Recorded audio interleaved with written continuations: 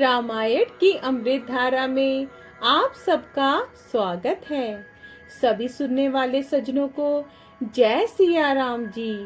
रामायण के पिछले भाग में आपने वहां तक सुना था जब मुनि श्रेष्ठ श्री रामचंद्र जी से कहते हैं आप उनके मन में बसिए। अब इसके आगे से अयोध्या कांड भाग 20। सियापति रामचंद्र जी की जय, पवन सुत हनुमान जी की जय, उमापति महादेव जी की जय। जय जय सीताराम जी। दोहा। स्वामी सखा पितु मात गुर, जिनके सब तुम ताते, मन मंदिर तिनके बसहु, सिए सहित दो भ्रात सियापति रामचंद्र जी की जय। सिए सहित दो भ्रात सियापति रामचंद्र जी की जय।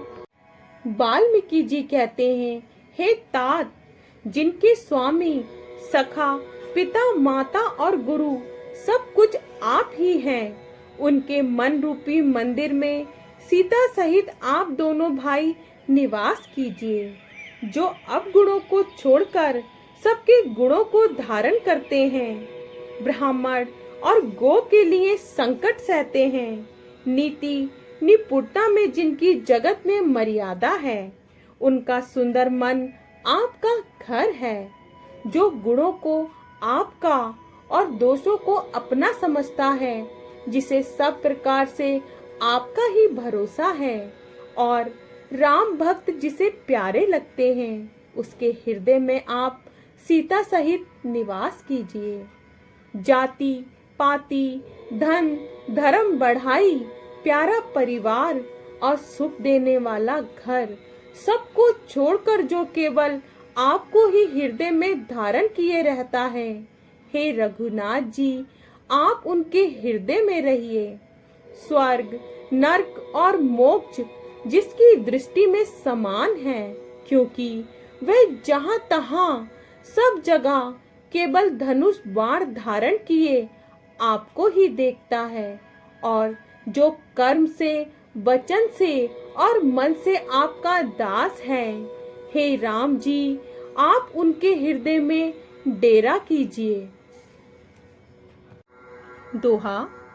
जाहि न चाहिए कबहु कछु, तुम सन सहज सनेहु, बसहु निरंतर तासु मने, सोरा उर निज गेहु सियापति रामचंद्र जी की जय।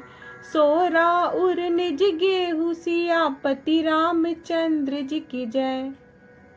जिसको कभी कुछ भी नहीं चाहिए और जिसका आपसे स्वाभाविक प्रेम है, आप उसके मन में निरंतर निवास कीजिए, वह आपका अपना घर है। इस प्रकार मुनि श्रेष्ठ वाल्मीकि जी ने श्री रामचंद्र जी को घर दिखाए। उनके प्रेम पूर्ण वचन श्री राम जी के मन को अच्छे लगे। फिर मुनि ने कहा, हे सूर्य कुल के स्वामी सुनिए, अब मैं इस समय के लिए सुखदायक आश्रम कहता हूँ, निवास स्थान बतलाता हूँ। आप चित्रकूट पर्वत पर निवास कीजिए, वहाँ आपके लिए सब प्रकार की सुविधा है। सुहावना पर्वत है और सुंदर वन है। वह हाथी सिंह हिरण और पक्षियों का विहार स्थल है। वहाँ पवित्र नदी है, जिसकी पुराणों ने प्रशंसा की है और जिसको अत्रि ऋषि की पत्नी अनसुईया जी अपने तपोबल से लाई थी। वह गंगा जी की धारा है, उनका नाम मंदाकिनी है। अत्रि आदि बहुत से श्रेष्ठ मुनि वहाँ निवास करते हैं, जो योग जप और तप करते हुए शरीर को कसते हैं। हे राम जी, चलिए सबके परिश्रम को सफल कीजिए और पर्वत श्रेष्ठ चित्रकूट को भी गौरव दीजिए। दोहा। चित्रकूट महिमा अमित, कही महामुनि गाई, आई नहाए सरित बर, सिए समेत दो भाई सियापति रामचंद्र जी की जय। सिए समेत दो भाई सियापति रामचंद्र जी की जय। महामुनि वाल्मीकि जी ने चित्रकूट की अपरिमित महिमा बखान कर कही। तब सीता जी सहित दोनों भाइयों ने आकर श्रेष्ठ नदी मंदाकिनी में स्नान किया। श्री रामचंद्र जी ने कहा, लक्ष्मण, बड़ा अच्छा घाट है, अब यहीं कहीं ठहरने की व्यवस्था करो। तब लक्ष्मण जी ने नदी के उत्तर के नीचे किनारों को देखा और कहा कि इसके चारों ओर धनुष के जैसा एक नाला फिरा हुआ है। ऐसा कहकर लक्ष्मण जी ने स्थान दिखलाया। स्थान को देखकर श्री रामचंद्र जी ने सुख पाया। जब देवताओं ने जाना कि श्री रामचंद्र जी का मन यहाँ रम गया, तब वे देवताओं के प्रधान मकान बनाने वाले विश्वकर्मा को साथ लेकर चले। जब देवता कोल भीलों के वेश में आए और उन्होंने दिव्य पत्तों और घासों के सुंदर घर बना दिए। दो ऐसी सुंदर कुटियां बनाई जिनका वर्णन नहीं हो सकता। उनमें एक बड़ी सुंदर छोटी सी थी और दूसरी बड़ी थी।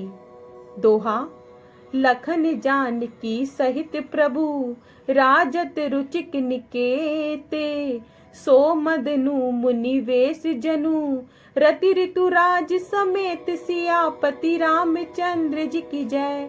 रति ऋतु राज समेत सियापति रामचंद्र जी की जय। लक्ष्मण जी और जानकी जी सहित प्रभु श्री रामचंद्र जी सुंदर घास पत्तों के घर में शोभायमान हैं। उस समय देवता नाग किन्नर और दिक्पाल चित्रकूट में आए और श्री रामचंद्र जी ने सब किसी को प्रणाम किया। देवता नेत्रों का लाभ पाकर आनंदित हुए।